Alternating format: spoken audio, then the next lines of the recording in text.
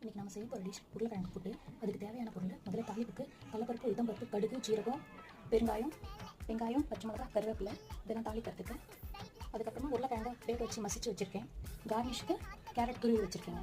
கடாயை மீடியம் ஃப்ளேமில் வச்சு தாளிப்பு தேவையான இந்த பொருட்களெல்லாம் இதில் ஆட் பண்ணிடலாங்க.